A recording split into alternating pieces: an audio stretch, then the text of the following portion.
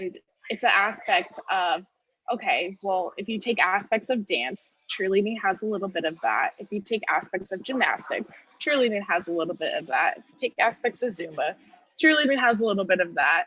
And any sort of a HIIT program. It's kind of like a mixture of everything balled together. And lifting as well.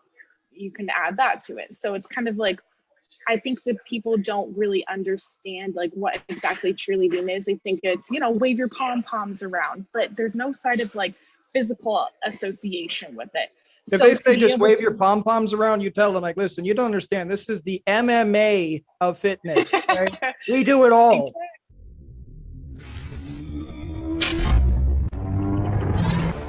Hello and welcome. I am Coach Castle, a certified biomechanics expert, nutritionist, and efficiency coach.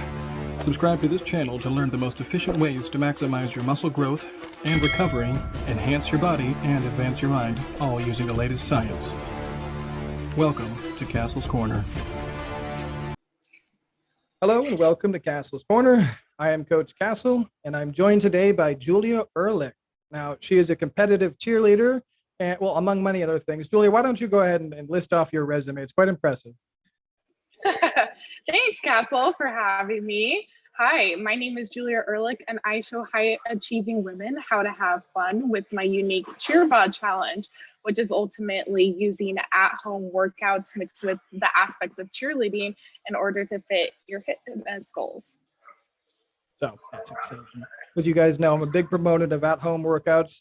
And for all you guys who like having your fun workouts and doing your dancing and your cheerleading and all these gymnastic things that I don't necessarily go 100% on board with, let's chat with Julia about it because she knows much more about it than I am. She's much prettier than I am, and she can address all of these questions. So why don't I ask you about the Cheer Bod? Because I've been looking into it quite a bit, but time is limited. So could you please give us an explanation of what that is and how it came about? Yeah. So honestly, it's kind of stemmed from my own personal experience. It's been quite a journey of 12 years, honestly, kind of in the making. And everything I feel like in life that I've been able to do has ultimately led me to my goal of just creating this workout awesome program just to show with women. And ultimately, it kind of started with a vision a couple years ago that I really wanted to show adults how to have fun with cheerleading, because there's nothing really out there in order to show women, I guess, different aspects on how to work out. Everyone thinks about the gym. Everyone thinks about going to cycling class. Everyone thinks about Zumba. They think about lifting super heavy weights just to lose weight, right? A lot of times, many different women's goals is to lose weight or look back like they used to in their younger days. They want to get back to this awesome, sexy body that they had. And no one really thinks about cheerleading. So I was worried, actually, when I was growing up. I was like, man, I love cheerleading so much. The competitive aspect of it, the way that it shapes my body, the way that I really like to have fun with it. And I'm going to be really sad when I have to grow up and that there's no sort of aspect of cheerleading anymore. Like, what's going to happen to my body? Like, am I going to be able to just to sit and work every single day? And it's just, I'm going to lose my abs. I'm going to lose all my muscle. I'm going to lose everything that I worked so hard for and had so much fun with. It was kind of like a fear. And so my ultimate goal was just to be able to show women that they could still have fun with the aspects of cheerleading, even as an adult. So it kind of stemmed from that. And over 12 years, I really thought about it and came close this year with, you know what? Women can still have fun and do cheerleading or even the basic aspects of cheerleading if they just do the aspects at home. A lot of this can be done at home. So ultimately, earlier this year, I started taking all of my knowledge from the past 12 years of cheerleading, all of the different aspects to tone your abs, to tone your legs, to do your arm muscles, right? All of these different aspects, and put it into a 12-week program because that's when I started to see results. So I was doing less than 28-minute workouts a couple times a week and was able to see drastic changes in my personal body. And once I started seeing these changes, I started showing my family, I started showing my friends, like the back of my legs I had a little bit of cellulite on there because I wasn't consistent, like, ever since stopping cheerleading and ever since college, I had developed like cellulite on the back of my legs. And I was thinking to myself, it's kind of like part of life. I don't know. It would be nice if it was gone. But once I started seeing my own results, like my body was able to tone up, my friends started asking me, how were you able to do this? And then different people, like mutual friends, started asking me like, hey, like I want to have fun with fitness. I want to have fun with this new cheerleading sort of workout. So that's kind of how the Cheer Bod challenge developed. It was kind of like word of mouth. It was over progress, over time, where it's just the ability to have fun with workouts and fun with these aspects of cheerleading that no one really talks about or no one really knows about because it's not available for adults. So to be able to make this a new form of fitness where women are having fun and mixing in these basic cheerleading aspects, like that is what my mission is. And that is where I'm seeing this Cheer Bod challenge go in the future. I gotta say, I love it. I'm a huge one with home workouts. The reason for that is my whole life I've had a home gym. I never thought it was strange. Like, I mean, I'm a very isolated person though, so I just assumed everyone had one. So I think home workouts are normal for me. So many people seem to be under the misguided information. You need a trainer, you need a gym, you need all this stuff. You don't. Most of my clients, they train at home, and here's how they do it. They get a Bowflex chin-up bar or a screw-in bar for the doorway. They put it over the doorway. They get two little pulleys on Velcro straps, two cables, and they have a pulley system for all upper, middle, and lower body. Pair of dumbbells. They're covered for everything. If you want to get fancy, you buy a monkey foot, and then your whole lower body is covered. But all of this is less than $100. And as you said, with your workouts, I mean, it's probably different with my clients, but they do very high intensity workouts at their house. Their workouts are usually 20, 25 minutes. It's every day of the week, by the way, because I prefer, as do most of my clients, doing a little something every single day. But the workouts, there's no reason to be long. There's no reason for them to be hard. And I think, I mean, from a guy's perspective, I fully support the Cheer Bod, just because who doesn't want their wife getting sexier, dancing around in a cheerleader uniform in the house? I mean, where's the lose here? Well, I fully support this, people. If you're a husband, get your wife doing this. Sounds awesome.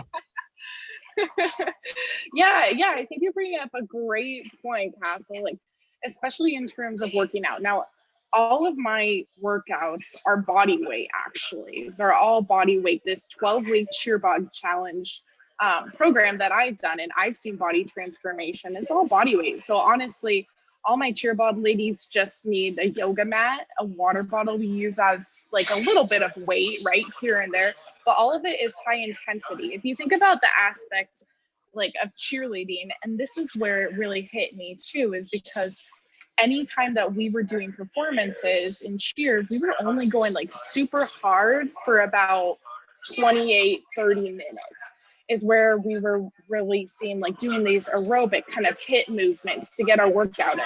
Now, even though we'd be at practice for about an hour and a half to 2 hours, we weren't working that whole time, especially like any sort of sport, right? Or if you're going to the gym for like an hour and a half, right? You're there, you're maybe getting a water break in between, you're maybe walking to the next movement. Same with the sport.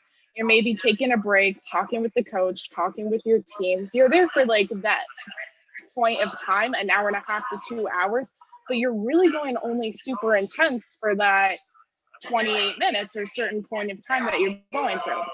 So that's why this works, is because when you're getting in your workouts in less than 28 minutes and you're going very, intensely with these movements a couple times a week, that's where you're actually seeing results. So it's not really about the point of time that you're actually at a certain place dedicating a workout.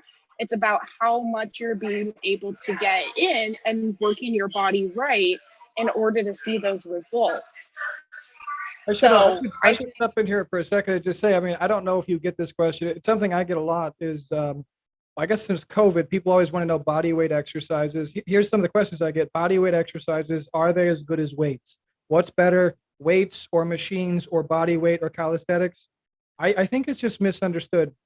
That doesn't matter. Weight is weight. So what you're worried about here, just for anybody who's not sure about body weight being good training or anything like that, when it comes to body weight, you're simply literally using your body as the weight. So depending on what position that you're putting your body in, it depends on how much load the targeted muscle is getting. So I suppose an example you probably have your girls do is probably crunches, right?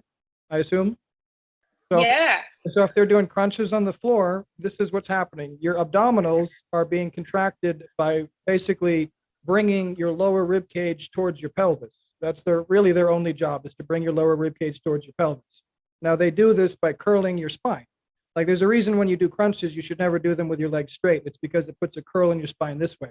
So in order to initiate the movement, you have to use momentum and grate your spine against itself to actually start the movement. So you start with the bent knees to do it, by the way, so your spine is flat. But anyways, all you're doing when you do a crunch is you're basically just raising and bringing your rib cage to your pelvis. But by doing that, it is actually the most effective movement for your abdominals. You can make it easier by doing it at an incline angle. So your torso would be up here, your legs would be bent down here. That would make it easier. Now, the reason for that is you're just lightening the load. So the weight in this particular case is all of your body weight above your lower ribs. Everything above your lower ribs is now weight. And that is the weight that you're actually moving. So if you're a tiny little skinny girl, it's probably 50 pounds. If you're a big fat guy, it could be up to 100 pounds. But that needs to be taken into account when you're doing the movement. If you have 100 pounds to move and you're out of shape, you will not be able to do a proper flat crunch. It's going to be too heavy for you. You'll need to do an incline variety. Just to clear that up, sorry. Yeah, exactly. And I love that thought too. I feel like there's certain aspects that people look for when it comes to either weight loss or training or joining some sort of a challenge, right? A lot of people that I work with kind of look at the overall, okay, well, like, why do I want to work with Julia? What does a Cheer Bod challenge have to offer me? And first of all, I always tell my clients, you want to work with someone that you actually want to look like, right? And so when you think of cheerleaders, when you think of the Cheer Bod challenge, you want to look like the person that you're going to train with, because ultimately this is how your body is going to look. So when you think about cheerleaders, oftentimes you see that they have very strong legs, that they have a ripped six pack, that they have just overall proportion size body. Whereas, you look at some other sports and they're built very differently, or they look at bodybuilding, for example.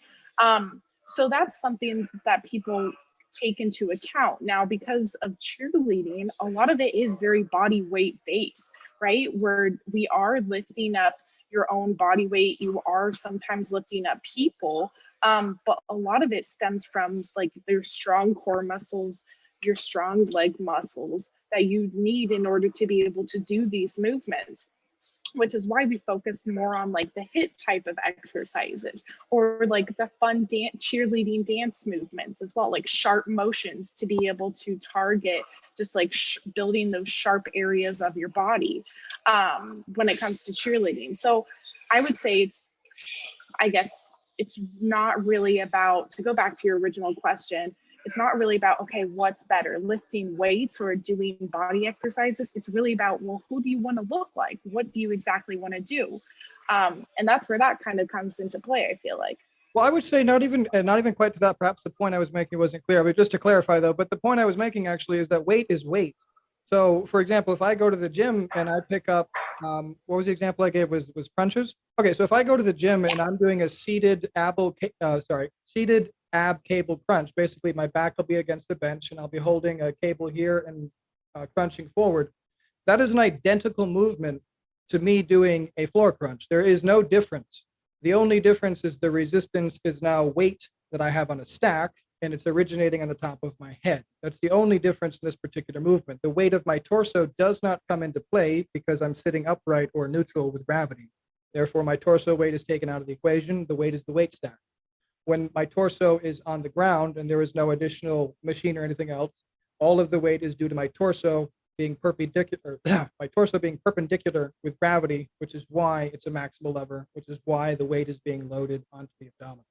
So it doesn't matter if it's a dumbbell, a cable, a machine, or body weight, as long as you understand the target muscle you're trying to achieve and the exercise itself is within a rip range you can manage, it doesn't matter what you're using. My clients use cinder blocks and sticks. They can use water bottles full of water, buckets full of sand, You don't have to have fancy equipment. Weight is weight. Body weight is just as effective as anything else. I would say when it comes to cheerleading, body weight movements probably are very productive because they're also anti-rotational, and you need that a lot with, I mean, your core. So I should be specific. Your core needs to be able to handle a lot of anti-rotational forces, as well as you have to be very efficient at bracing yourself to support the people on top of you, as well as taking into account the momentum and explosiveness necessary to start the movement, and then holding yourself in a stable position. So all those things are very important with body weight and calisthenic style movements. Not so important, say, if you're a power lifter squatting and deadlift, you don't give a damn about those things, you know? Exactly. No, you definitely make a great point there too. And even looking at the different aspects of cheerleading, because a lot of people think, about, okay, what is cheerleading? Why is this actually working? Why is this certain fitness? Why is this coming into a certain fitness style for adults, so to say? And it's an aspect of, okay, well, if you take aspects of dance, cheerleading has a little bit of that. If you take aspects of gymnastics, cheerleading has a little bit of that. If you take aspects of Zumba, cheerleading has a little bit of that. And any sort of a HIIT program. It's kind of like a mixture of everything balled together. And lifting as well. You can add that to it. So it's kind of like, I think that people don't really understand like what exactly cheerleading is. They think it's, wave your pom-poms around, but there's no side of like physical association with it. If they say just wave your pom-poms around, you tell them like, listen, you don't understand. This is the MMA of fitness. Okay? We do it all. Exactly. And that's what I think is so cool about it. And that's what I really want to show with women, is because of this like new aspect of fitness. Like that's what's fun. That's what's exciting. And even in my program too, to be able to showcase, okay, it's not just one thing that we're going to stick to. You never know when you're going into cheerleading. A lot of times you don't stick to the same sort of workout day in and day out. And I know a lot of fitness trainers do this, right? They say, okay, you're going to already get into this program and like, this is what you're going to do for a month straight. And that's where like people tend to fall off because, oh man, I already know what I'm getting into. Whereas with cheerleading, you're always practicing like a new skill, whether it's a dance movement, whether it's, a fun sort of ab exercise, whether it's just like moving yourself in a challenging way, like doing the aspects of a cartwheel. That's like really fun that you never thought you would be able to do again, or like a little kid. That's where people get excited about it and they want to see change because they're seeing their bodies change and creating this consistency in their wants. Like that's where they're going to go through an awesome program and see those results. Now, is it, just out of curiosity, is it safe to say that you probably get a lot of very open-minded and creative people attending the Cheer Bod things, like people who are probably artists or into music and things like that? Or is it like other kind of people? Yeah, I would say it's a little bit of both. It's someone that has honestly like tried a lot of different activities. They're like, yeah, I've gone to the gym and I just drop off, or yeah, I've been doing this and I like nothing's worked. Like, I just want to try something new. I just want to try something fun. So the aspect of fun is like really intriguing to them because they're like, oh, well, I know the gym isn't fun. Oh, well, I know, like my swimming class that I went to when I was 14 wasn't fun. Like all these different open-minded people, I think you hit the nail on the head. Also people that have been cheerleaders or dancers or gymnasts in the past too, because they kind of understand what cheerleading is. And it takes a minute to actually explain the competitive and physical aspect of cheerleading, to be able to allow people to understand it, so to say, because it is kind of a difficult thing to explain when society and media has skewed cheerleading in a negative connotation with just moving your pom-poms. Another interesting aspect too is like NFL cheerleaders, right? A lot of people know the aspect of like, oh, when you go to a football game, you see the cheerleaders that are cheering on the side. Just for clarification purposes, they call themselves cheerleaders, but what they're practicing is really dance. Like they're practicing dance movement. So it's not the same thing as cheerleading. And so to be able to allow people to understand what cheerleading actually is something that needs to be changed. And that I am personally working on as I tell women about the Cheer Bod challenge. I really like it. Like I said, I like it. I didn't know that much about cheerleading. I think I mentioned this to you. I didn't know that much about it. I've never had a client. I've had clients who used to be cheerleaders, but I didn't have any, who wanted to become one. They came to see me for that. That's not really what I do. But the more I looked into it, the more I was like, oh, this is actually, well, for me, it's very interesting for a number of reasons. I mean, I'm a biomechanics specialist, so because of that, one of the things I love is anatomy and physics and how these things work. But the thing, I was watching some cheerleading videos, and I love that you have such body awareness and also awareness of like calculating momentum. That is very interesting to me, how you guys have intuitively developed the ability to calculate necessary momentum and then exert the power afterwards or beforehand to make the perfect timing. And that's fascinating to me. I mean, it's the same kind of thing with jujitsu videos. I like watching the jujitsu videos and calculating the bones and the joints and the leverages they're applying. It's quite interesting to me. But Yeah. how do you go about training your girls to have that kind of body awareness, or is it just the practice over time that leads to the intuitive grasp of necessary momentum, or is there training that goes into that? Yeah, that is a great question. And I feel like it's something I really haven't talked about, but you just pointed out. So I'm so excited actually to talk about this. But thinking back on my own experience and me going through the past 12 years of my cheerleading teams, a lot of times we had to pace ourselves over time in order to do a routine to execute it as great as we possibly could, which means you're going hard for 2 minutes and 30 seconds to be able to perform a cheerleading routine. And we practice it, really hard for 28 minutes in order to make it perfect. So when we go out and execute at a competition. Now, when I was growing up, we were doing a lot of different routines. Maybe it would start out with like a dance move and then some sort of flipping or some sort of core movement or some sort of stunt. And through that, you have, a high intensity skill, and then it drops low to like a dance movement. And then in between that, you really are supposed to breathe. And during those lower points, like your coaches would yell at you, breathe. And so you knew automatically at that point in time, okay, it's time for me to breathe, take another breath in order to go back up at that high point and execute to your full potential.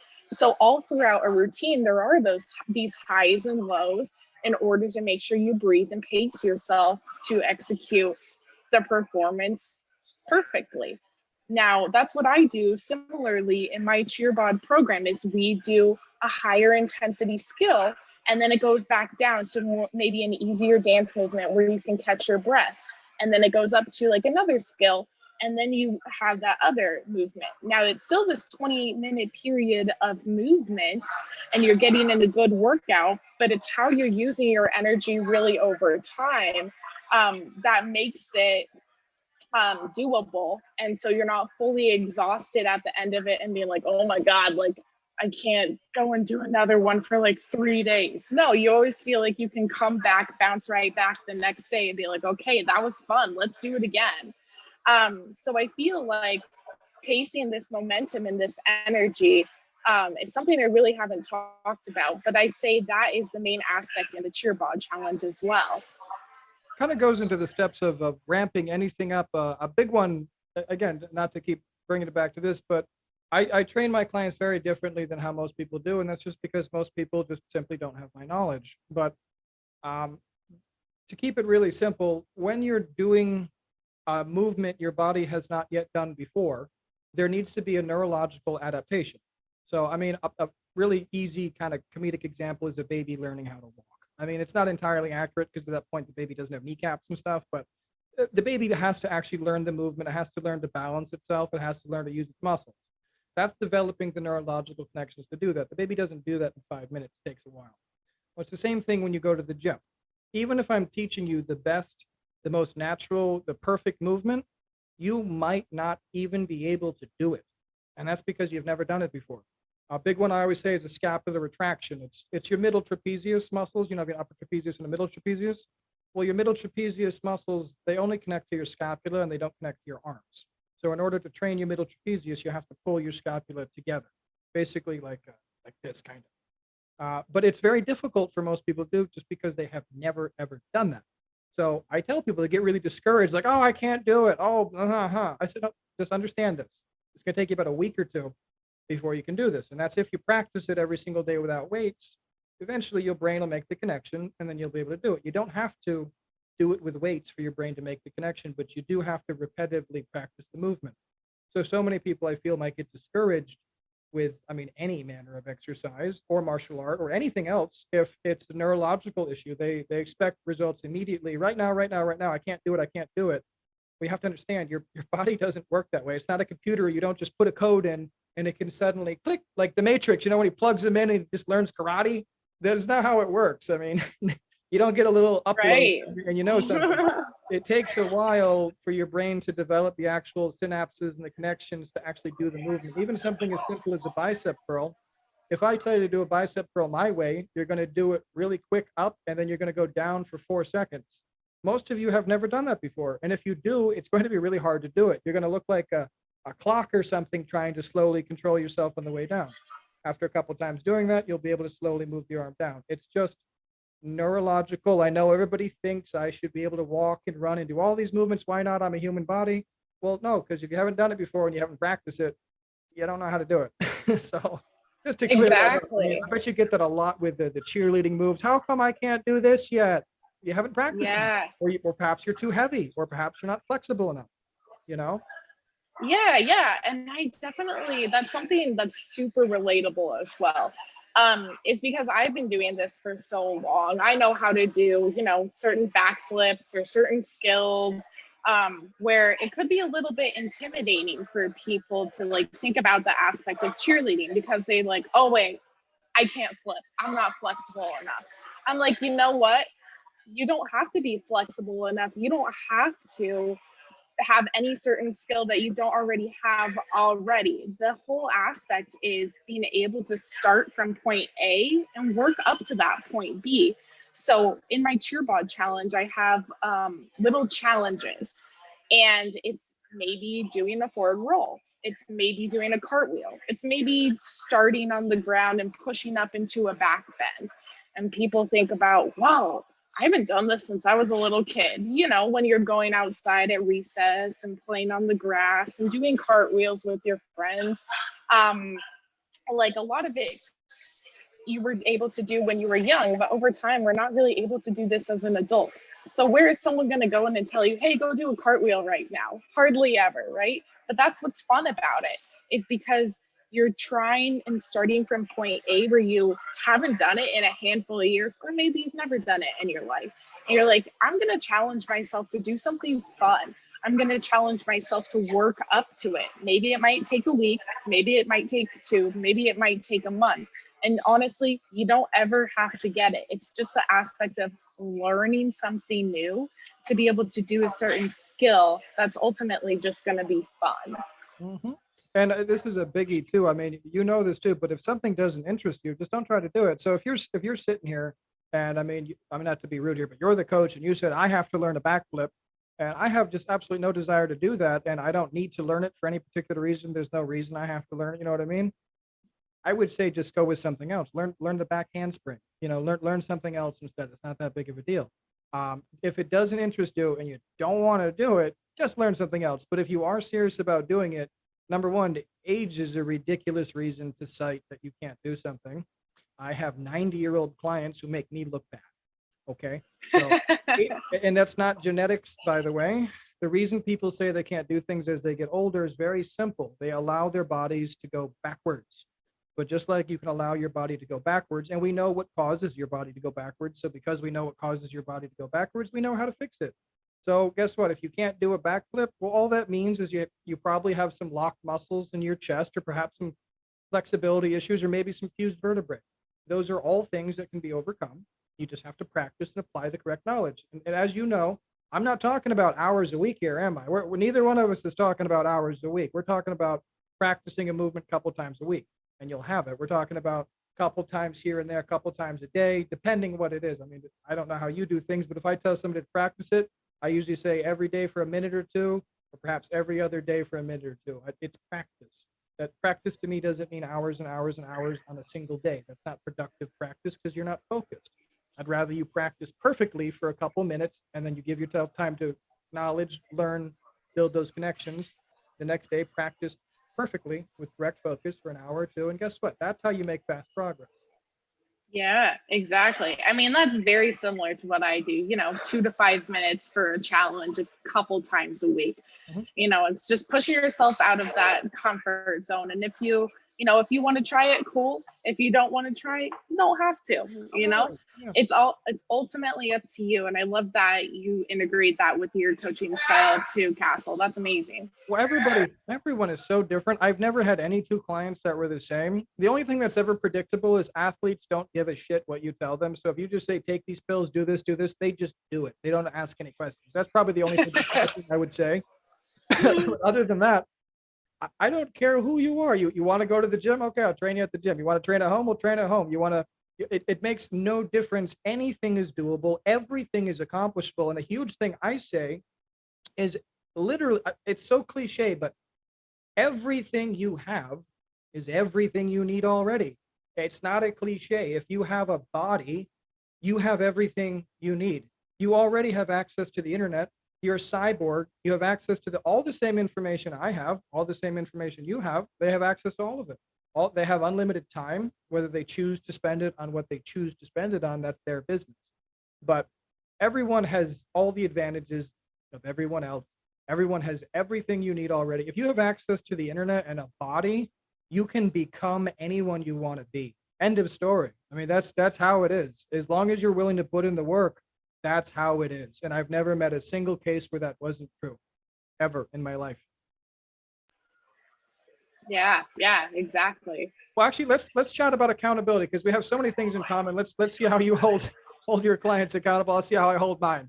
So a big thing, just to everybody listening out there, you all have heard me say this many times, but I firmly believe you don't need a coach or a trainer. I believe you need inspirations and mentors and people to aspire to be like, and an idealized version of yourself. And you should try to be better than the you of yesterday. That I believe.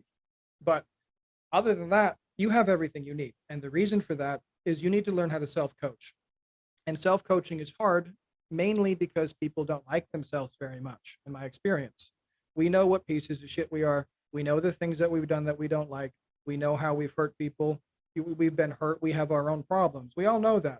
But I ask everybody, and I will always ask everyone, start treating yourself like somebody that you care about, someone you freaking love to death. And if you love somebody, you do not enable them to have a bad body. You don't enable them to have bad, destructive habits. You don't enable that behavior if you love them. You try everything to get them away from that. So every time you guys are there, you're having a day, again, regardless if you have a coach or not, and you're having a day where you feel like you're not having the best day and you start making excuses, have the courage to say your excuses out loud, listen to them, hear how pathetic they are, and ask yourself, would you accept that excuse from somebody that you love? And it's very doubtful that you would. So if we start treating yourself like somebody that you love, everything becomes easy. That being said, easy has to be done in steps. So we don't look at the mountain. I'm sure everybody's heard that before. Don't think about the giant mountain you have to climb. You just look at your feet and one step, one stair at a time. So what a coach does, anyways, what I do is I take a look at the mountain. I break it down for you into the steps required, working backwards. You're not even part of this process unless you want to be.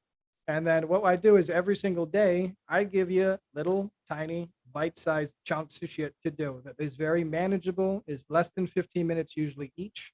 And then we start building those up. And every day your goals are going to change, depends on the person, 3 to 5. But every day you got these little tiny goals, make one phone call, do this one thing, do that one thing.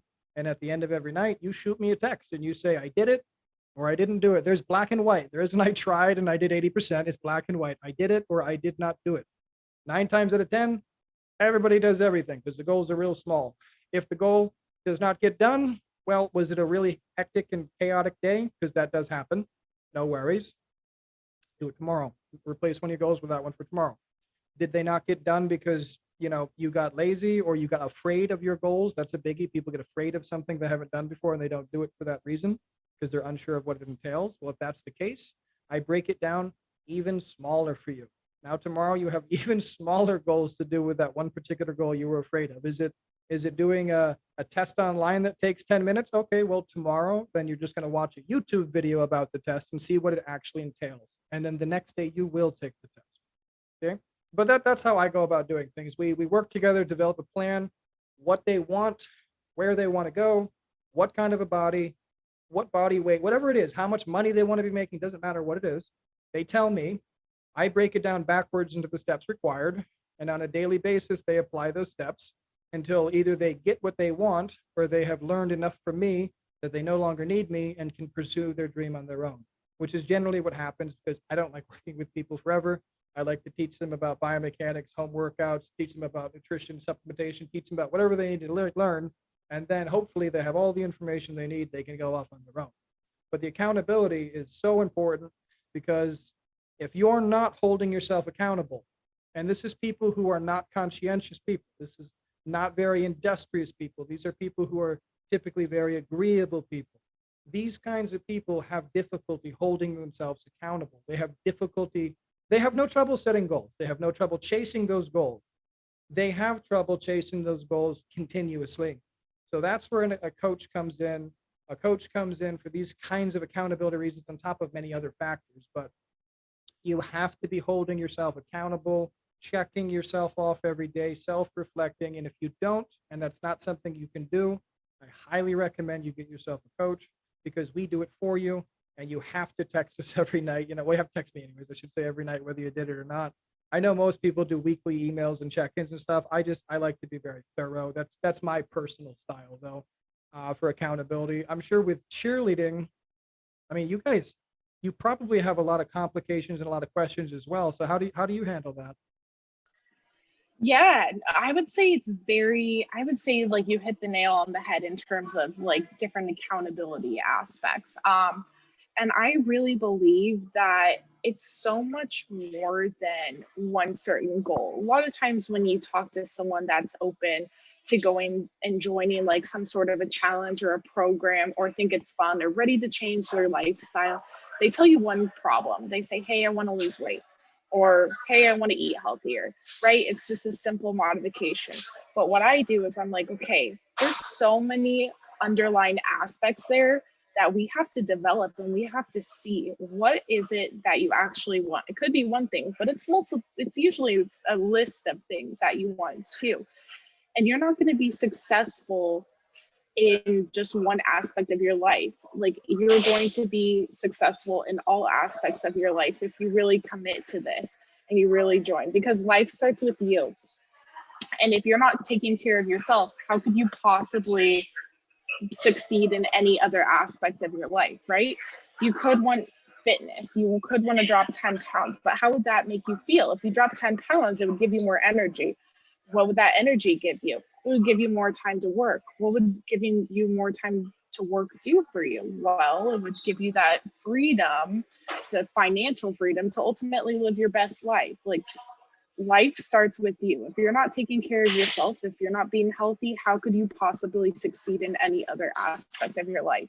And that's what I try to usually talk to my clients and my Cheer Bod challenge ladies about too, is like, life starts with you. This is a fun journey that we're going to go on together. And usually that comes with taking a look at all different aspects of their life, not just saying, hey, here are your couple workouts for the week. I break it down and say, okay, what are you doing in the morning? What are you doing in the afternoon? What are you doing in the evening? Where can we fit in your schedule here a good place to work out? Because I don't want fitness to be overwhelming for anyone. It should be fun. This should be a fun journey. So I look at your schedule and say, okay, you have 28 minutes right here that you can stick in a quick workout that you're going to have fun with, where it's not going to throw off the rest of your day. And maybe you can spend less time scrolling on Instagram or Facebook or whatever sort of social media platform that you're on for that day. And then we look at other aspects too. We look at, okay, when do you like to eat? Do you like to eat a lot over the day, or do you like to stick with a couple meals throughout the day?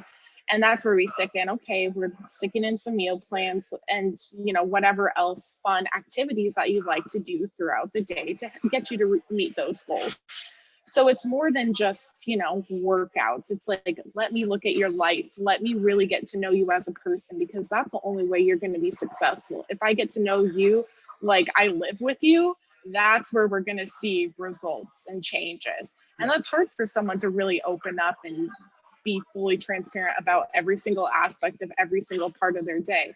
But I feel like I go up and over the moon for people, because I want to see them achieve this result that they want for themselves. Well, And that comes a lot. Sorry, I was gonna, not only that, but as a coach, I mean, we are only successful if our clients are successful. This is why I'm sure both of us, you seem very empathetic as well. I have very limited time. I'm a very busy person.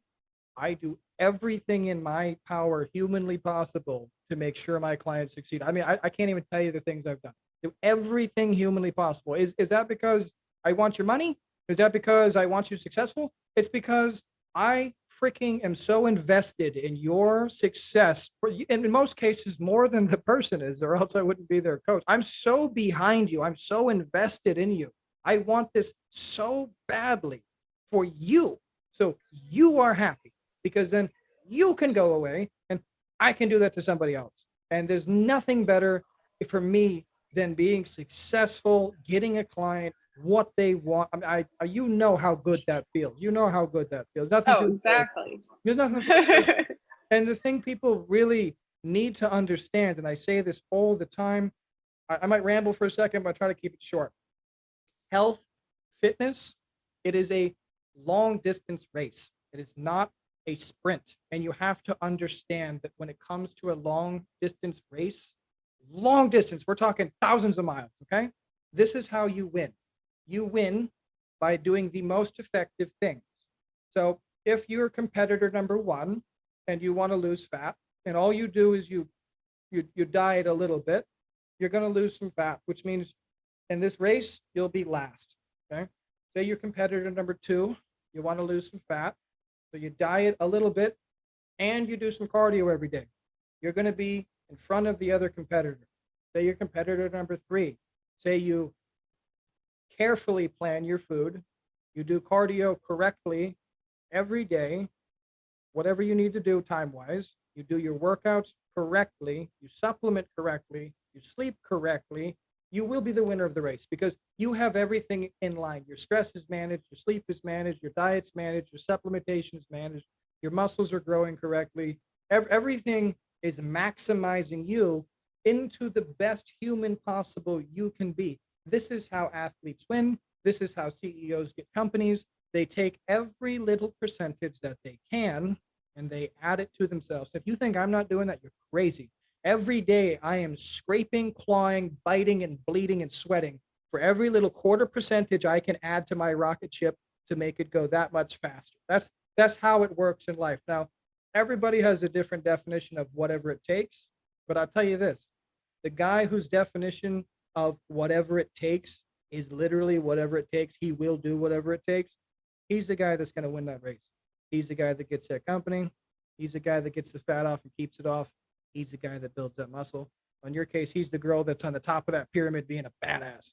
I don't know if that's, I suppose the strongest girl will be on the bottom, the most supportive one, but you got to be good at the top too. How would that work? Who would be superior in that hierarchy? The girl on top or the girls on the bottom? Who's the more talented? Or is it a weight distribution thing? Like, what is it? You know what? The aspect of cheerleading is so funny. I feel like every single person is so essential to making something work.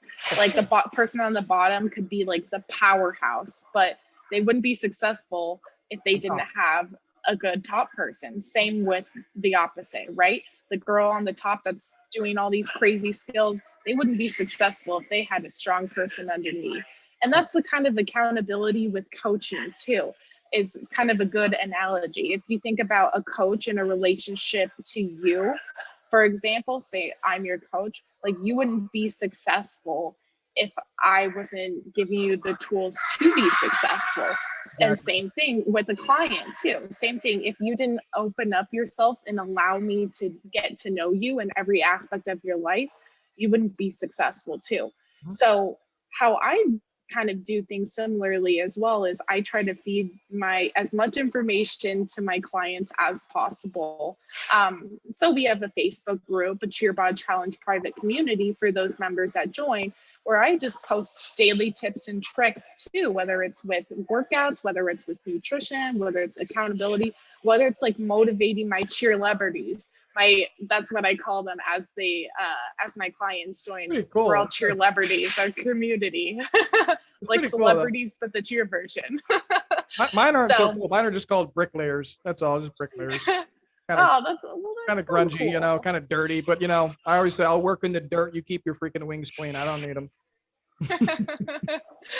Yeah, so I feel like that's an awesome way just to be able to engage in the community as well, and, you know, share some awesome wins, or maybe ask questions when things aren't clarified as well. But being able to establish a transparent community where you're going out of your way as a coach and clients are able to engage and interact and just have fun is an awesome way of accountability as well. I think having a community is, I mean, I'm working on developing a few, but I think having a community is really important, especially coming from me. It's kind of funny. I'm such a tremendous introvert. I prefer doing everything alone, generally speaking. I don't like people interfering, but I know how important a community is. And one of the reasons I have personally found having a community to be so helpful is because, for example, I do a lot of lectures and classes. And at one of my classes, I've been teaching the class for only about 5 weeks now, just one day a week.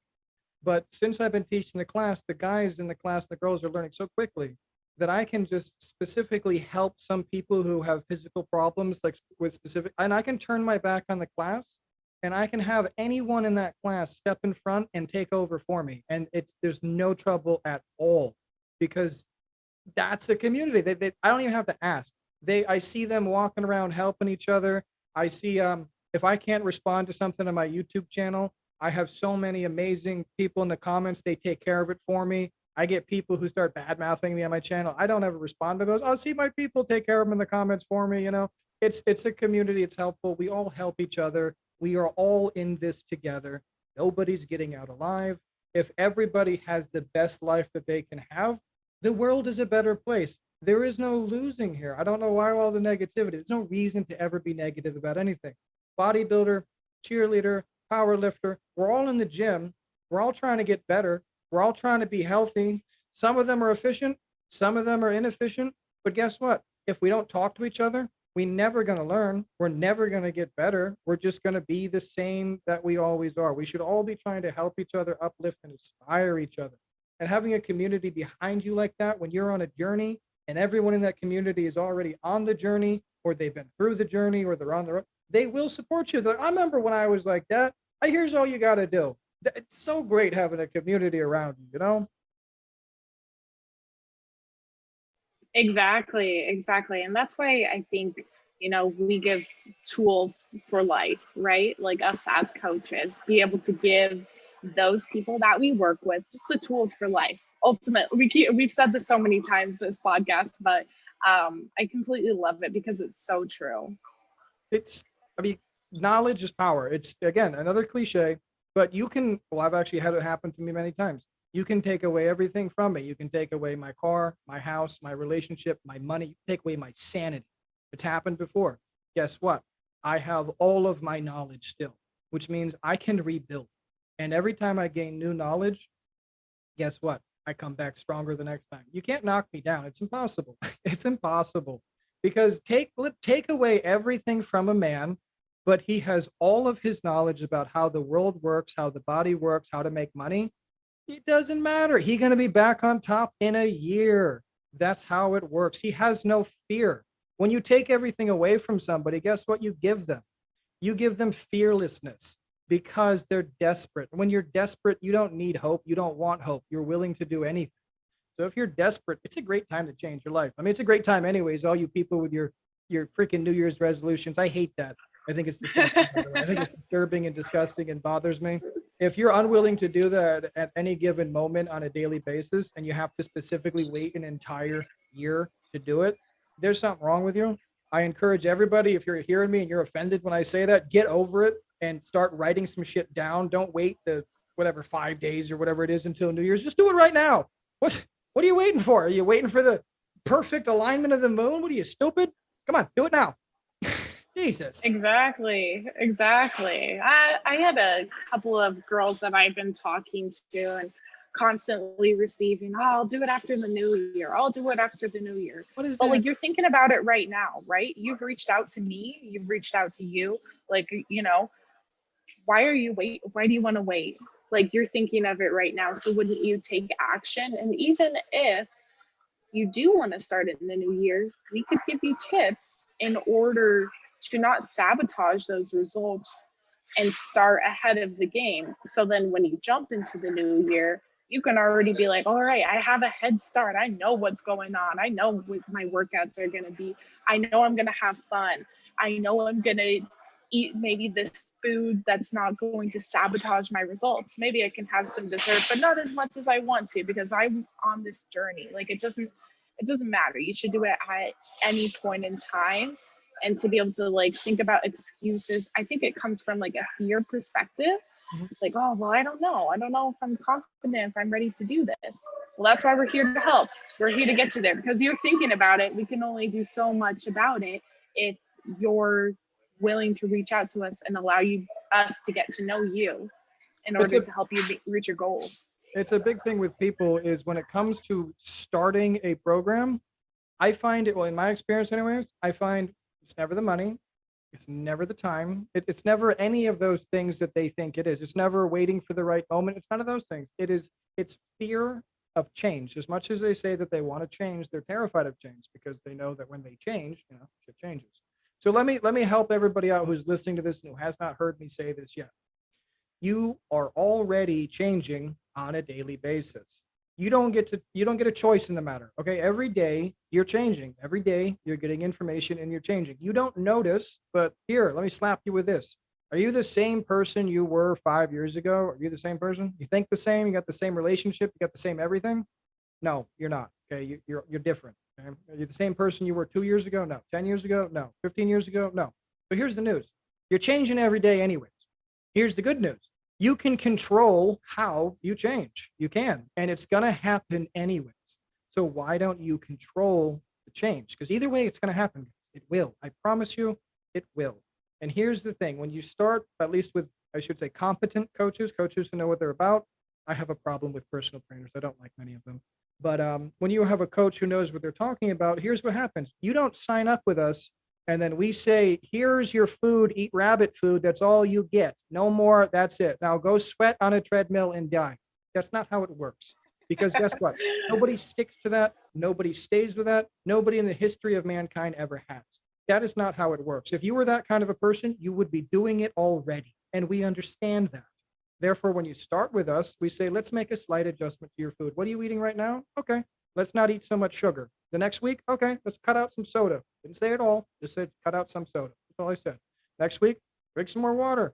Next week, let's divvy your meals up into 5 meals instead of just 3. Let's try that. Same food, but just cut it into 5 meals. Let's try that instead. Next week. This is how it works. We don't just say, here's your shit, stick with it. Oh, you don't like it? Too bad, work harder. No, that doesn't work. That's somebody who has no idea what they're doing. That's a cookie cutter program. And anybody who can't explain health, diet, and exercise to you in a very simple way, they don't know what they're talking about. It's pretty simple. If they can't break it down to you pretty simple, they don't know what they're talking about. Now, you guys who are afraid to start, you have to understand. I've had this hundreds of times myself. People call me, it's not the right time. I'm nervous. Blah, blah, blah. Here's what I always say. Well, when is the right time? Well, let me talk to my wife. Well, if she says no, then what are you going to say? You're going to go with her opinion? Or you're going to do it anyways? What are you waiting for? The real thing is they're just afraid of change. And I tell them, be warned. When you start to change, it's going to be hard. It is. Nothing about it is going to be easy. I'm just warning you right now. We can do easy baby steps, but after a period of time, things will change. You think everybody in your family and your friends are going to leave you alone when you start eating healthy food around them? You think they're going to leave you alone? You think when you start cleaning up your house and reorganizing it for efficiency, everybody in your house is going to be on board with that? You think they're going to be happy with you for doing that? Do you think that your friends are going to be totally on board with you not going to hang out with them so much because you have important things to do that are valuable to your life. You think they're going to be totally okay with that? No, they're not. Change is never easy, but it happens anyways. And if you're hanging out with people who are bad for you and you're changing for a better way, they can get on board or they can get off board. That's not your decision to make. That's the way it is. You should be changing. You should be making your life better. Even if you're not working with a coach, do your best to be better than you were yesterday. That's it. Better than yesterday. If you can do that, you're winning. You did 1 push-up yesterday, do 2 today. You walked 5 minutes, walk 6 minutes today. You studied for 5 minutes, study for 10. Anything is doable. Anything is doable. We all have plenty of time. Me, you, the president, Oprah, whomever, we all have 24 hours, the same as you. And I guarantee you, we are mostly busier than you. I mean, coaches are notoriously busy people. I work 18 hours a day, 7 days a week. I don't take days off. I mean, we're very busy people. And yet I don't neglect training. I don't miss meals. I don't miss cardio. I don't make mistakes with clients. Anything is possible if you're serious about changing. But you do have to start small. You can't just dive into it head first. It doesn't work that way. Exactly. No, I think you made some huge points right there too. And I think it also stems from a place of just like unknowing, I suppose. And I think it's harder for a lot of people because, as you were saying, people go through changes every single day. Maybe you watch a new sort of Netflix show, which is change, maybe action instead of comedy. Or maybe it's you try a new sort of food. Maybe you were trying health food instead of Chinese a couple times a week. And that's an easy change. Now, people look at fitness and they think about, oh, this is a huge and drastic change. And because sometimes it is, right? We all work 9 to 5 jobs, maybe more than that, where a lot of it is sometimes stationary or doing the same thing every single day, where if you add something new to it, it's a change, but it's a change for the better. I promise you that any sort of change of movement with your body, you can only go up. You can never go back down to where you were before. And I think it's harder for people to really understand that, is because it's so foreign. You know, you're not just doing your same 9 to 5 job. You're not just, going and taking the same sort of walk around the park like you did before. You're doing something different, and that's fun. That's where you're seeing consistency, and like that one team is like that's doing something that's really fun. So just challenge yourself to do that. Challenge yourself to step outside of your comfort zone, to really commit to something that's going to be fun, because I promise you, like, you're never going back down. It's only up from here. I mean, it's true. And a point I heard you make, but I'll just continue with it, is for those of you who don't understand this, it's, again, something I preach all the time, but people don't consider this. Your body is a machine, and every part of your body has a function. Literally, you're just an organic machine. You're functioning as a machine. And in order for your machine to run, it has to move. And in order for you to be healthy, you have to move your body. Now, again, this is individual to everybody. I mean, I don't want to tell anybody to be whatever. Y'all be who you want to be. You're into martial arts, get healthy that way. You want to be a bodybuilder, that's not a very healthy sport, but get healthy that way if you want to try that. You want to be a cheerleader, do that. The point is, guys, we are all humans. We all have the same anatomy. The principles of being healthy, you want to say healthy, are very well understood. The dieting aspect, and I don't even want to say dieting, it's a style of eating. Just stop eating all the things that you already know are garbage. You don't need either me or Julia to tell you what you're eating is good or not good. I'm pretty sure most of you are intelligent enough to understand that pizza is not as good as a salad with chicken on it. I mean, I don't need to get into this. You guys are fully aware of this. You're intelligent human beings. You don't need to hear me say, don't drink that big glass of orange juice, drink a glass of water instead. I mean, this is not complicated stuff. But just be aware, everybody listening to this podcast, please, you have to move. Something as simple as just walking every day. I could list the benefits of walking for probably half an hour. I mean, it's just walking I enjoy walking so much. On top of the many benefits it provides me, I walk about 2 hours a day. Many times I do calls and stuff on my walks. I work while I'm walking. I watch TV while I'm walking. I have conversations with friends while I'm walking. I have a treadmill in my living room just in case. I mean, I thoroughly enjoy walking, guys. Start walking. Grab a friend, say, hey, we're going to start walking. While you're walking, why don't you listen to some podcasts, some intelligent things, audio books? Start getting new information into your mind. You are who you surround yourself with, guys. So if when you go for a walk, you surround yourself with motivational speeches and people telling you you can do better, you will do better, and you know it's damn true. People telling you about how when they used to be 500 pounds and now they're 140-pound bikini competitor, and they share their story. You listen to that. Listen to podcasts of things you've never heard before. Introduce yourselves to new things. You don't know what you don't know. How are you possibly going to get passionate about something if those 30 things you could be passionate about you haven't discovered because you haven't looked? I couldn't even begin to list the things I'm so passionate about nowadays I never knew existed 5 years ago. Sacred geometry, biomechanics, biochemistry. I didn't know these things existed years ago. And now they take up a huge portion of my life. I have a podcast directed to them. It's a primary chunk of my job. I didn't know they existed until I ran across them because I was listening to podcasts and reading new books. That's how it works. Your passion doesn't just strike you like lightning, guys. You got to go find the thing. And when you're looking for it, you're going to dig through a lot of shit and do a lot of dumb shit before you find it. And that's okay. You might even find it and not know it's your passion until 3 months in when you realize you're doing it every day. And this is phenomenal. I mean, I bet you cheerleading's a lot like that. If I was, well, actually, I could probably get into cheerleading nowadays. But if I was a chick, I bet you I would make a great cheerleader because I would be obsessive with it. I'd be so obsessed with it. But guys, find something that you like. And if you don't know that you like, if you're a female, or even if you're a guy, or I don't know, a kid who's interested, I don't even know who you would be, but check out cheerleading. I'm absolutely going to be looking into more about cheerleading to help my clients. And I mean, I don't know how particularly, but that's fine. I don't know how it's going to help yet, but I'm still going to look into it. I'm sure some part of it's going to help. I mean, you know, that's how things work. So it's the same thing applies to you guys. You have to expand your brain. So most people, unfortunately, they live in a bubble. They live in a little bubble. It's kind of what people call an echo chamber, but it's both. It's a bubble and it's an echo chamber. And the way that the human brain works is I'll compare it to a snow-covered mountain. So there's a big snow-covered mountain, and just behind this mountain is a school full of children. Now, every day, these kids come up the mountain with their sleds, and they go sledding down the mountain.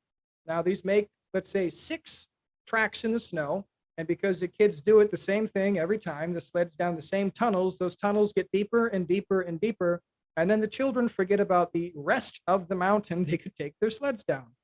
This is what happens to people. We get stuck in these pathways, these habits, these routes to work, these grocery stores we always go to, these exercise routines we follow, these TV shows we always watch, this music we always listen to.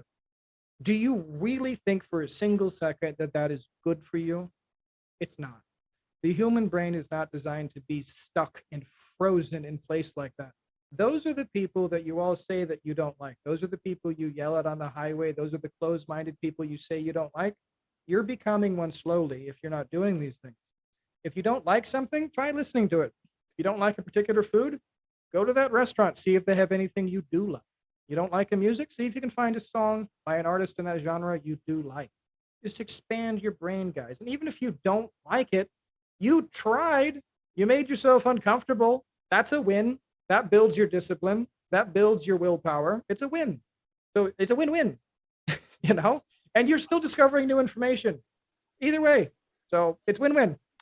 Exactly. Yeah. And the quick tip I have for like those that are listening to is like, try something fun, right? Try something that you enjoy, or try something that's just awesome and that's fun, that's going to bring you energy, because the more that you can start to understand yourself and understand what you like and what drives you to have fun with, that's what you're going to be consistent with, and that's what you're going to have fun with. And that's what I show the high achieving ladies that I work with, is literally how to have fun. Because once you enjoy that, like, you're going to have an awesome time, and it's going to be motivating, and it's going to be super fun. I'm going to have my new client, Philip, on the podcast in a couple of days probably, but it's because I want to talk about high intensity training and failure training. So it's something I talk about all the time, and no one considers this to be fun, by the way. I know you say high intensity training, but mine is definitely different. So High intensity training, when it comes to muscles, your goal is actual failure, meaning you don't want to be able to move the targeted muscle or limb even a single centimeter. So the only way that this occurs is you have to go through considerable amounts of pain for a prolonged period of time. So that's failure training. So say you're doing a bicep curl. A real simple analogy would be, I got to put a gun against your head, and I say you're going to do bicep curls until I pull the trigger. So if I give you a 10-pound dumbbell, say you do 100 curls, the last couple curls are going to kind of look like shitty, like nothing, and then you're going to stop, and I'm going to shoot you. That stopping was musculature failure, because no matter what you did, you would not have been able to raise the limb. Now, if I give you something like a 30-pound dumbbell, you'll only be able to do like 10 reps before the same thing occurs. You'll do 10 good reps, and then you'll do something like 5 to 8 reps of more and more limited range of movement until the arm stops moving. Now that's failure training. Now, anybody who does that with me, they will tell you it's fun. That's the reason I want to have Philip on the podcast, because people just think I'm insane when I say that. But it's excruciating. It's painful. It feels like somebody poured fire on your targeted muscle. The mental focus that is required is difficult to generate. You have to build up to these kind of levels of intensity over years. It doesn't just come like that. But with Philip, he's a good person to talk about it, because I think he does a great job explaining why it's fun. I can explain the chemical and the neurological reasons why, but it just makes it sound like I'm justifying my insanity. When Philip talks about, he's 73, by the way, and he does high intensity training with me. He goes till failure, and he does it like a madman. It's fantastic. But he has a fantastic workout, and it's so fun for him. And he's 73. He's had like fucking 40 personal trainers. He says, I've never, ever felt anything like this.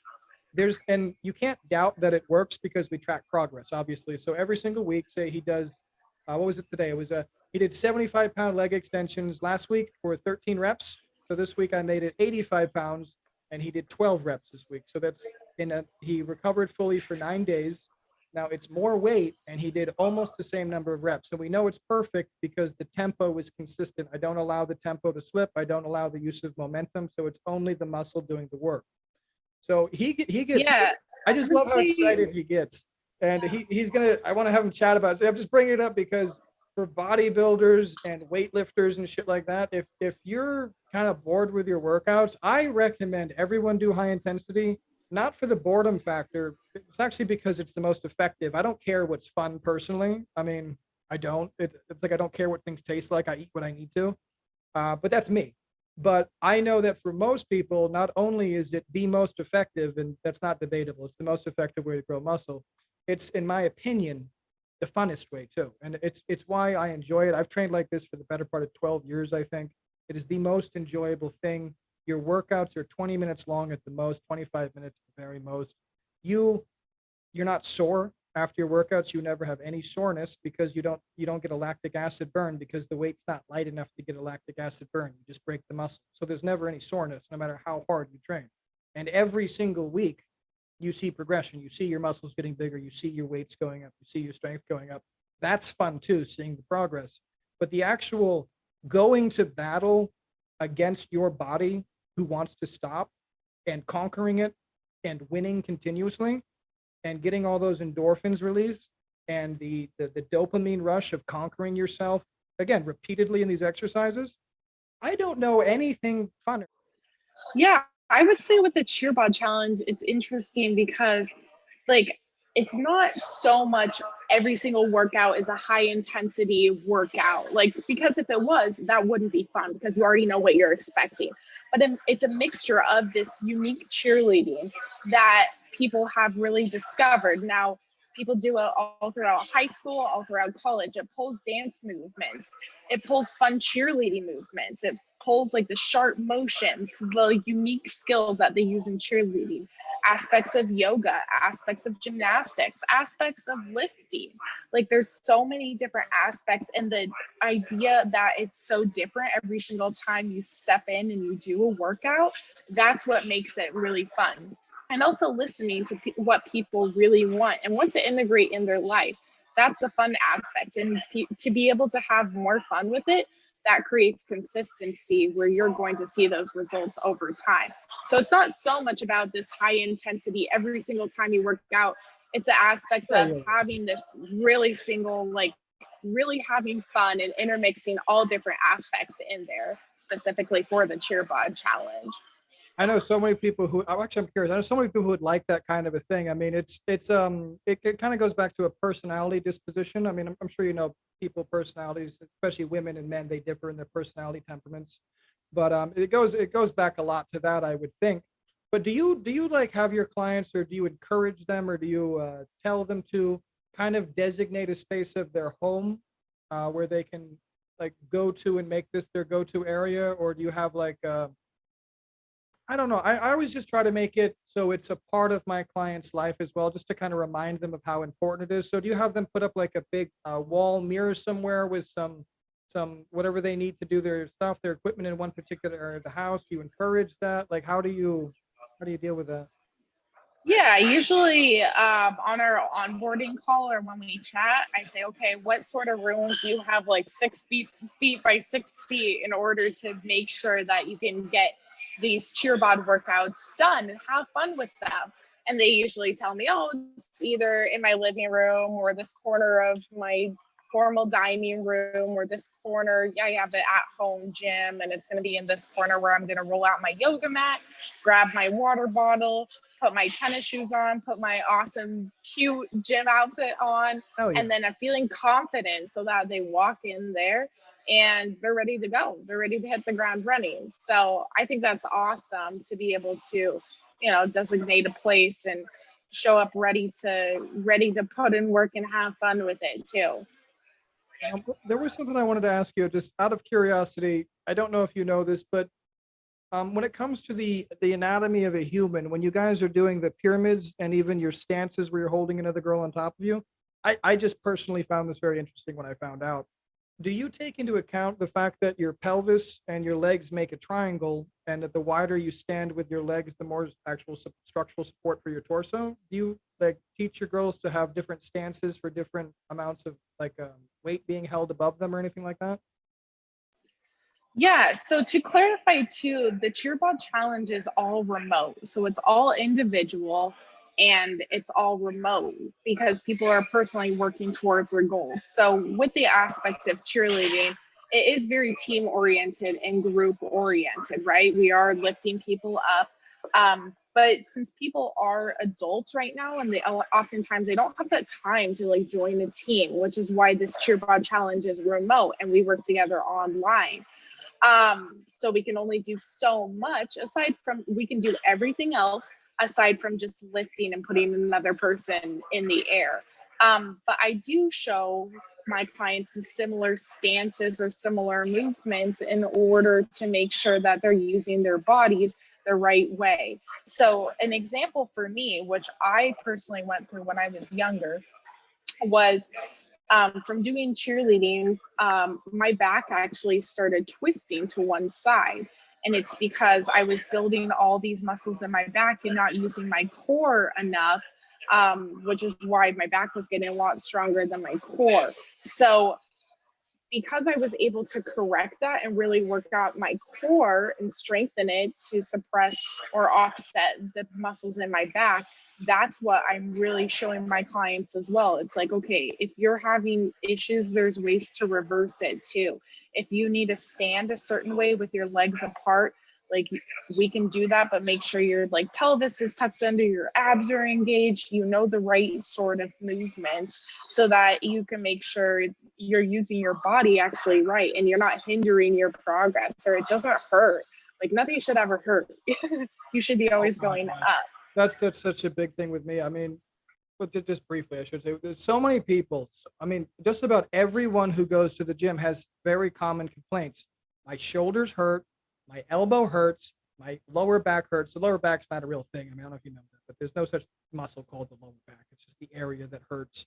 And these are because they're doing exercises and movements which are stupid and damage your body and are not efficient. I mean, squatting with a barbell on your back with a lot of weight, deadlifting a lot of weight, doing things like an overhead shoulder press. None of these are effective movements. All of these are counter what the human body is supposed to do, and you pay for it by cartilage on cartilage grading, your joints and your bones and your nerves getting impinged and crushed. And this is why you shouldn't do these things.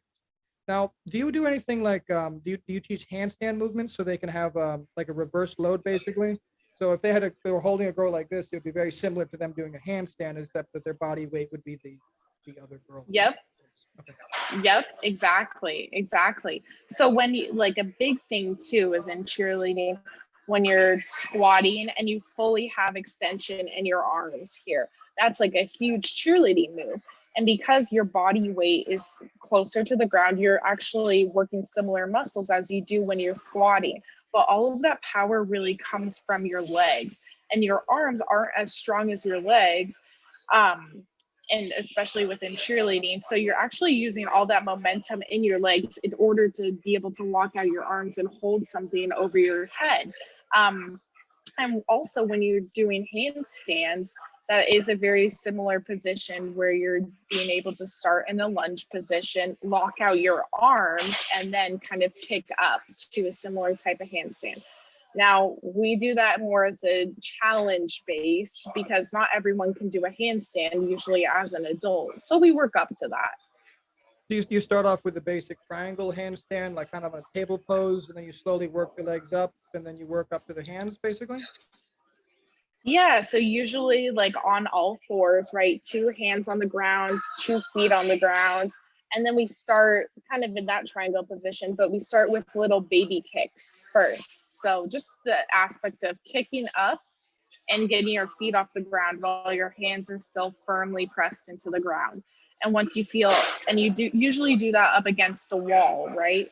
So you're like kind of like this, like kicking your feet up in the air, but usually having your back supported. And as you get more comfortable with that, you start kicking up higher. And then you realize that you need to press through your shoulders so your arms lock out. And you realize you need to squeeze your core so that you can kick fully up to that handstand, as well as point your toes so that your legs are fully straightened to get to that handstand. And once you have that mastered against the wall, then you step away from the wall and you clearly kick up into that handstand with really engaging all the different aspects in your body that we talked about, starting from shrugging up your shoulders to your core, to squeezing your butt, to squeezing your hamstrings and pointing through those toes to be able to master a handstand. You ever talk to your girls or teach them about doing stomach vacuums? Just out of curiosity. I haven't specifically used that term, but we do a lot of that in the Cheer Bod challenge. I mean, the only reason I'm asking is because, I mean, as I'm sure you know, you're doing your stomach vacuums, you're training your inner abs, and you're actually training yourself to move your diaphragm, keep everything out of the way. But it keeps your waist, very, very, very small and very tight. That's why bodybuilders do it religiously. I do it every day, 10 years. But it keeps your waist super tight. And as a bodybuilder, you want big shoulders, little waist. Most women, I shouldn't say most, every single woman I train, I teach how to vacuum because it gives you a nice tight waist, especially if, you get all the fat off the midsection, you look ridiculously awesome. That's how you get that tight waist. I gotta get going here in just a second, but I did want to say, I got to send this to you. It's this wonderful handstand video I put together. It's actually it doesn't matter who you are. You can get a handstand usually in about a week.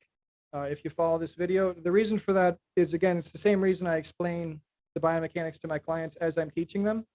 It's because I think it is so incredibly helpful. I mean, especially to you. We should have a second video just talking about this, but it's so incredibly helpful just to understand what your body is doing. So when I go to do a movement, doesn't matter what the movement is. I mean, I can't help myself. I come up with like a 3D representation in my head of exactly what is occurring inside of my body. I can't help it, actually. But it's so very, very helpful to me. And I find so many people, they just don't know what's actually occurring. Like, I mean, if you do this with your arm, that's your bicep lifting it up. When you go down like this, that's your tricep bringing it down. When you raise it like this, that's your front deltoid. When you raise it like this, that's your lateral deltoid. Like, people should know these things, I think. And when it comes to exercise, when it comes to especially to cheerleading, I mean, I can't even begin to think how critical it would be to understanding optimum lever like placement in your body. Because if you know how to keep your levers your bones in your body more neutral with gravity, you make the movement significantly easier. If you know how to shorten your levers to perform the movement and to keep the weight, centered over 3 different levers, which are all cut in half, that movement becomes significantly easier for you to perform. If you're a smaller person and you have to lift up a larger person, you should understand how to put your legs and actually, use your muscles in the most efficient possible manner. So as you said, when you're doing a squat and your hands are overhead like this, well, it would be very beneficial to know the best angle to have your spine at, as well as the best angle to have your lower legs at, as well as how much actual force should be generated to get the momentum of the person up. Because if you understand that, like, I don't mean instinctually, I don't mean just practicing hundreds of times to do it. I mean, if you see it on paper and you see the images and then you can put them in your head, this is what my body's doing. That's incredible. Especially with posing or dance routines. That's why you use a mirror. It's because you're looking at your body when you're doing it. I mean, this is the same thing. You're looking at your body, but you're looking X-ray vision into your body, I guess. You're looking at your muscles and your bones. But yeah, and that's very interesting, because I know a lot of people mention that, their body hurts or they're doing a certain skill, especially you don't know what your body can do until it hurts. So until you physically feel, oh my gosh, my back hurts from squatting like this, people don't do anything about it. But to be able to have this knowledge beforehand and say, okay, when I'm squatting, I should squeeze my core. That's going to take an immense amount of pressure off my lower back, and being able to tuck my hips under. Yeah, but even though the reason it takes the pressure off your back, it's not because you're squeezing your core. That has nothing to do with taking the pressure off your back. It's because by squeezing your core, you force your spine to be straight, which forces you into an upright position, which means less load on the lower portion of the lever. So, yes. I mean, a good example is when you're doing, let's just say, a standard gym squat where you got a barbell on your back and you're about to squat down like this, when you're doing that and you actually squat down, your objective is to load your quads and to load your glutes. Those are your target muscles for that movement. But here's the downside. Your erector spinae, that's the actual muscle, which is your lower back. It originates inside your skull and it goes down to the back of your pelvis, like two tenderloins alongside your spine. That muscle is taking almost all of the load. And the reason for that is because your back is the longest lever. The weight is at the top of that lever. And your leg levers, they're actually cut in half and they're not even being efficiently operated. You're getting 30% engagement with the quad and less than 50% engagement with the glutes. That's why it's not a good movement if you want to build your legs and your glutes. It's just not a good movement. There's much better movements. But people will do that. And then they're literally just training the hell out of their back in an isolated fashion. And not only are they doing that, they're compressing their spine. I don't want to get into a list of what they're doing, but they're destroying their body. And they're doing it to build their legs because they think it's the best way to build their legs. But that's just because they don't understand that it's not. Nobody's ever explained to them that it's not. And usually, not always, but usually when I explain this to people, they're like, oh, that makes so much sense. Unless they are somebody who's been in the fitness industry for 30 years and has made their career promoting the squat and the deadlift and bench press. And then they will tell me I'm wrong, completely ignore all science and math and tell me I know nothing. But that's okay. I can't help those people, But let's get off. Exactly. And, I would love to schedule another one though with you. I got a couple great ideas I'd love to help you with, anyways. But let's schedule another one. Can you tell people where they can reach you? Your Cheer Body, your website? Could you just lay it out for me real quick? Yeah, exactly. So if anyone is interested in learning more about my journey in the Cheer Bod challenge, you can go to juliaehrlichfitness.com/fun just to read about a little bit more about the Cheer Bod challenge and my journey. You can also follow me on Instagram, and we can connect on Facebook too. It's just Julia Ehrlich Fitness or Julia Ehrlich on Facebook. But if you are interested in any sort of free tips about nutrition, fun workouts, and accountability tips and tricks, you can join my Fitness and Nutrition Secrets Facebook group for high achieving women. And this is where I post all little tidbits and tricks to establish a fun community here. And all you guys listening, don't be freaking creepy going over there and doing weird shit. Okay, for women or for guys who want to be cheerleaders or to do this kind of exercise. Don't be a dick. And I would also like to say, everybody, if you have any questions for her, you can also leave them in the comments. I'll make sure that she gets them as well. And if you'd like to see Julia back as well, please let me know directly. Email me. You guys know what to do. Leave a comment. And I guess one more thing I would say, I'd like to remind everybody, please make sure you leave a like, comment, subscribe, share these videos if they're helpful. If you have any questions, leave comments. It's not a big deal for you guys to do this. It is a really big deal for me and Julia. It's a big, big help for us. Julia, I can't thank you enough. I'd love to have you back again. A lot of stuff to talk with you about, but thank you so very much for coming on here, dear. I really appreciate it. Yeah, thanks for having me, Castle, and happy holidays for everyone watching too. I always forget. Yeah, Merry Christmas, everybody. We have another couple podcasts, but still Merry Christmas. Okay, everybody. It was a pleasure chatting to you. I'll talk to you later.